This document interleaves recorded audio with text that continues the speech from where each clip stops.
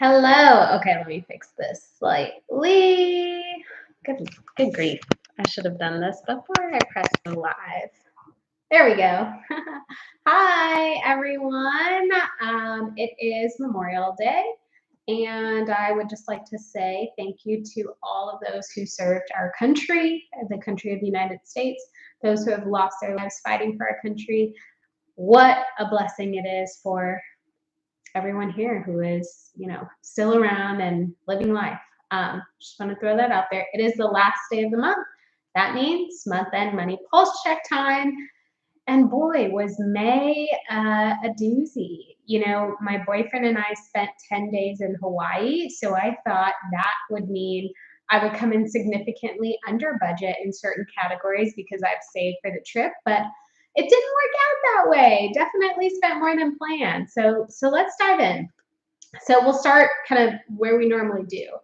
I had a very slight profit for the month of May, meaning I brought in just a little bit more than what I had going out, thank goodness. I was hoping for that to be a little bit more significant, but it is what it is. So we'll start with savings. I saved about 15 bucks more than I planned to. So, that kind of aligns with me breaking even for the month. Typically, I have a pretty large profit and I get to put more in savings. That didn't happen for the month of May, but I did hit the requirement that my budget has for savings and, a little bit more. Housing, business as usual, no over, no under there. Personal bills, I was actually over budget. So I had a few annual expenses that I don't want to say I don't plan for. I know these things are coming, and I have a savings account dedicated to annual expenses, but I didn't really want to use that account.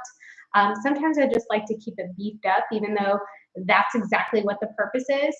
But therefore, that has caused me to go a little bit over budget in personal bills. But I'm not foreseeing that being an issue next month. Knock on wood. Let's hope it stays that way. I was over budget in groceries. Typically, this is a category where I have a certain amount of money put into an account and boom, I'm done. So it's usually a break even category.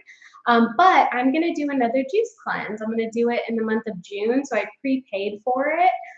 So that impacted my grocery category amount.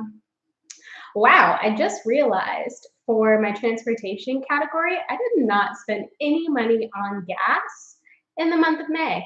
Obviously, we were out of town for 10 days and I don't really drive much anyways.